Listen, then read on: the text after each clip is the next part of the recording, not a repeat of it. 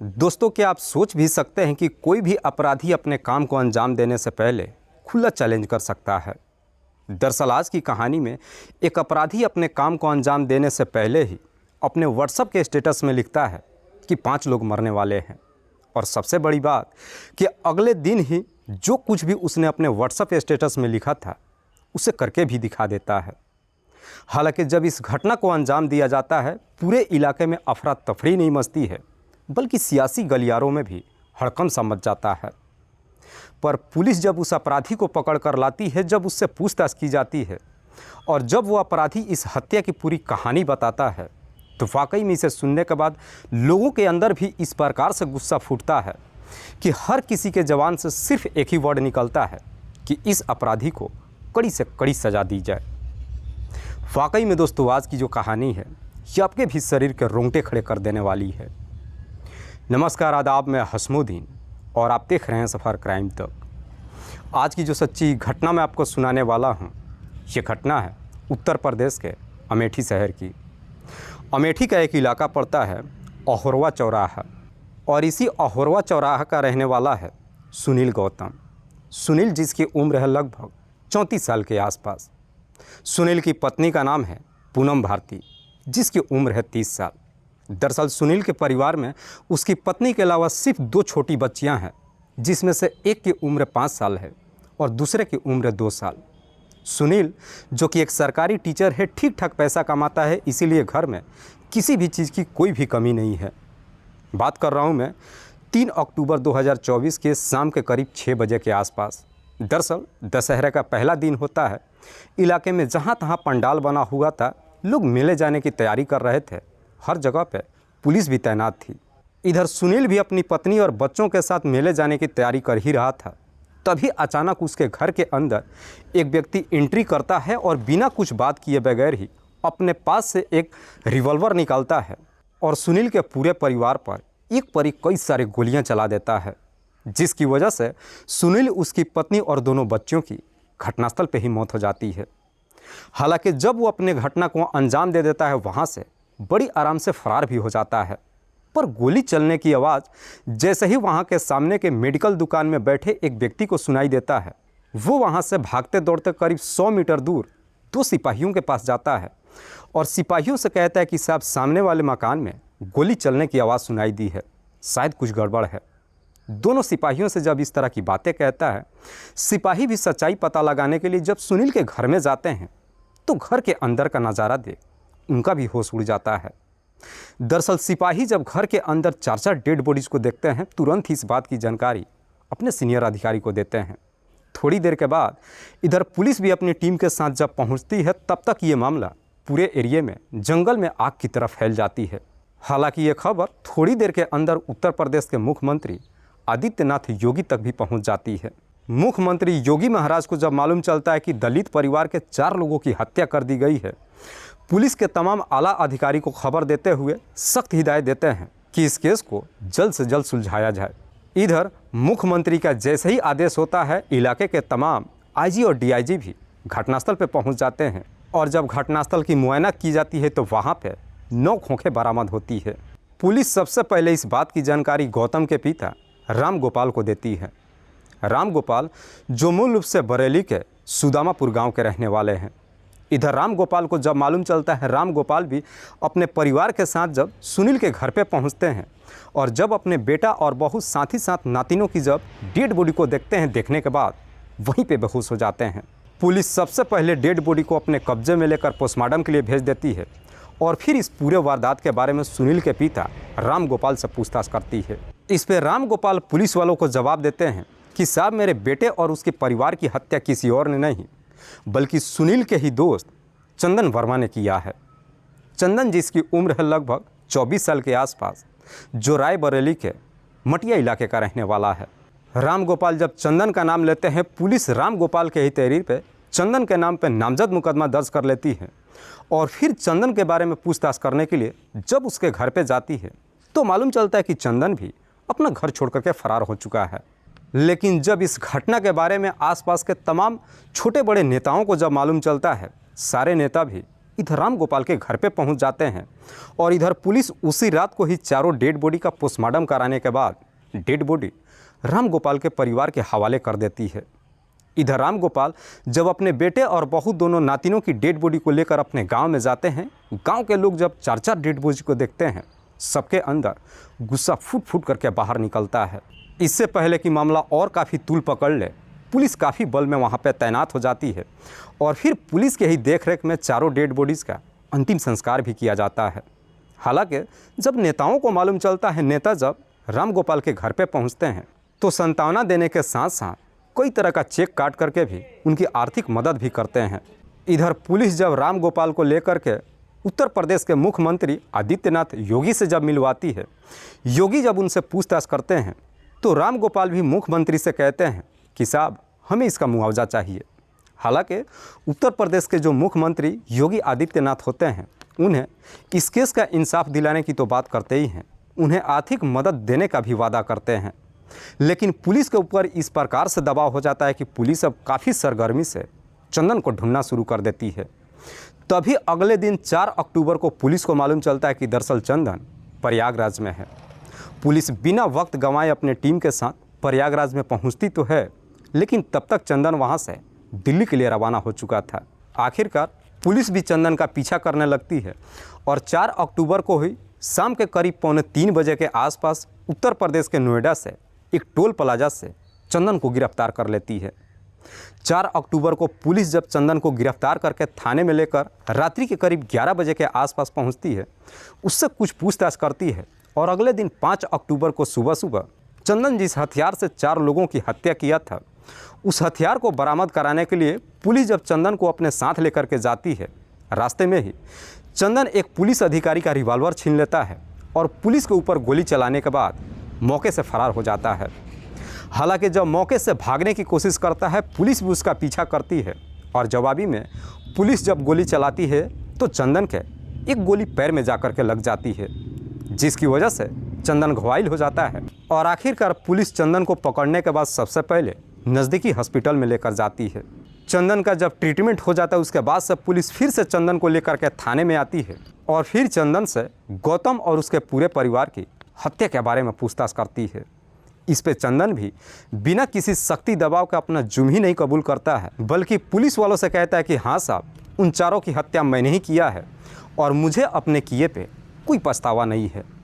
लेकिन चंदन जब इस हत्या की पूरी कहानी बताता है तो वाकई में इसे सुनने के बाद लोगों के भी अंदर गुस्सा फूट फूट करके बाहर निकलता है। सुनील के पिता राम गोपाल, जो मूल रूप से रायबरेली के सुदामापुर गांव के रहने वाले हैं।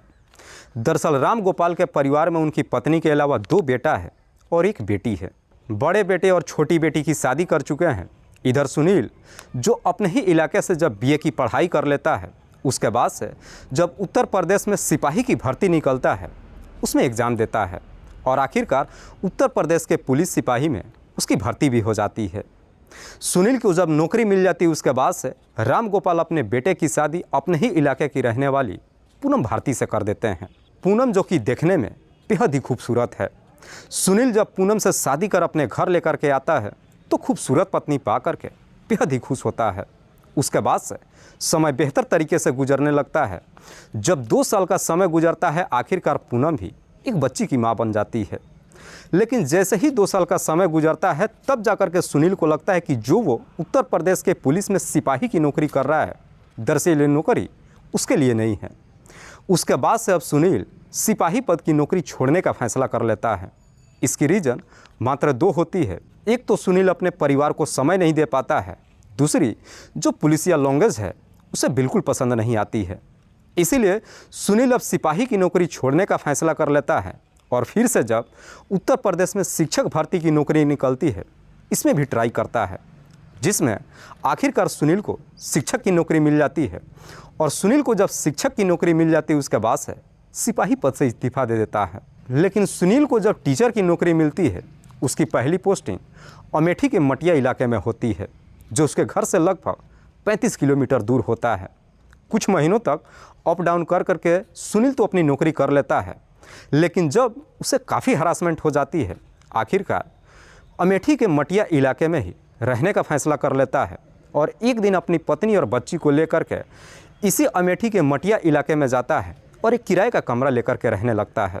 सुनील जिस कमरे में रहता है उसी के बगल वाले कमरे में चंदन भी रहता है। दरअसल चंदन जो मैकेनिकल की पढ़ाई कर चुका है और एक हॉस्पिटल में नौकरी करता है। चूँकि दोनों अब पड़ोसी हो जाते हैं, इसीलिए सुनील और चंदन के बीच में दोस्ती हो जाती है। और जब दोनों के बीच में दोस्ती हो जाती है, उसके बाद से चंदन भी अब सुनील के घर पे आना जाना शुरू कर देता है। लेकिन चंदन जब सुनील के घर पे जाता है और उसकी पत्नी जब पूनम को देखता है तो पूनम की खूबसूरती देख पहली नज़र में उसे अपना दिल दे बैठता है।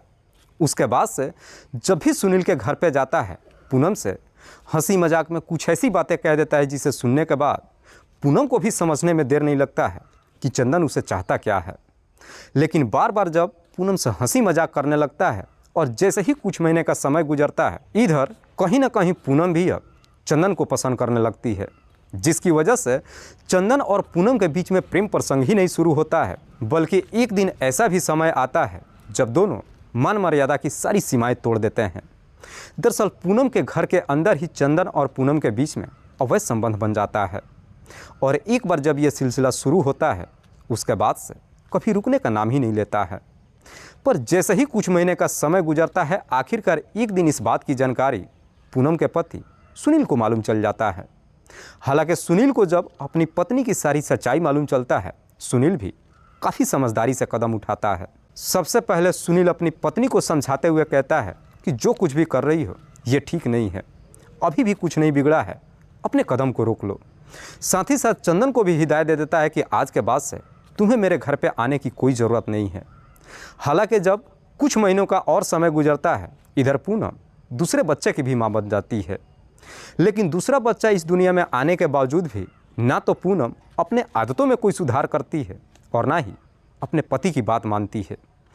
इसीलिए जब सुनील को लगता है कि उसकी पत्नी मानने वाली नहीं है, अब अपनी पत्नी को सही रास्ते पर लाने के लिए इसी मटिया इलाके से अपना ट्रांसफ़र करवा लेता है और फिर अमेठी के अहोरवा चौराहे पे चला जाता है और वहीं पे एक किराए का कमरा लेकर अपनी पत्नी और दोनों बच्चियों के साथ रहने लगता है।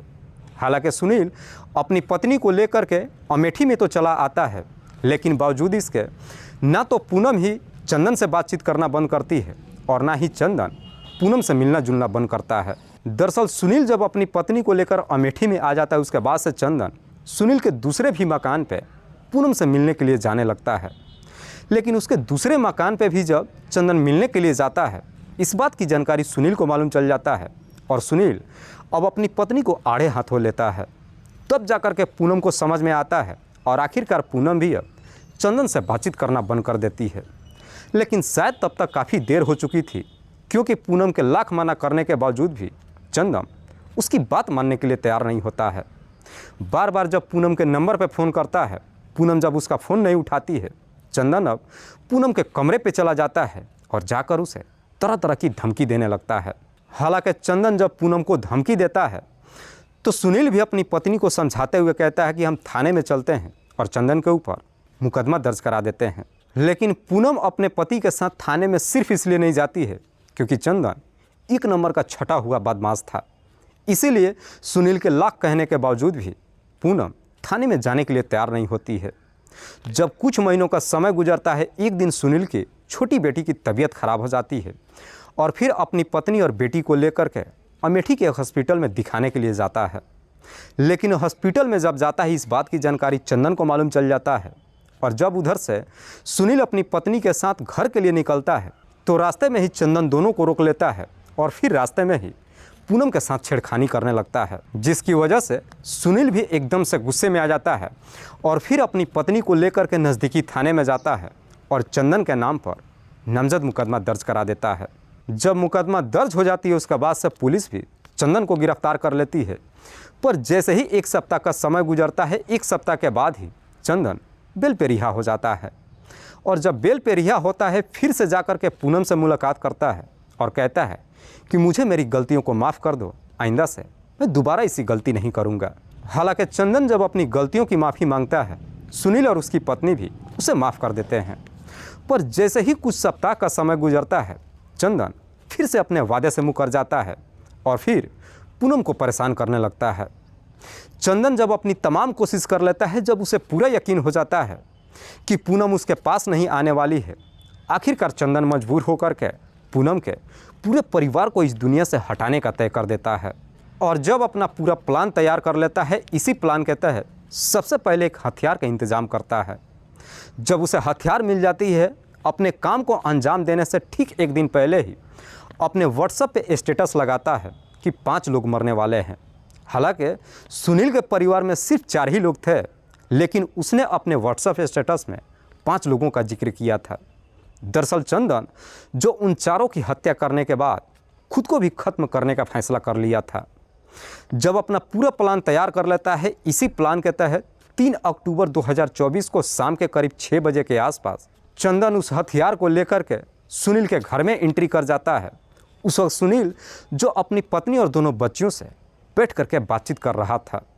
चंदन जब सुनील के घर में एंट्री करता है, सबसे पहले सुनील के दोनों बच्चियों को 10-10 रुपये देता है और साथ ही साथ पूनम से कहता है कि मैं तुम्हारे बगैर नहीं रह सकता हूँ, तुम अभी मेरे साथ चलो।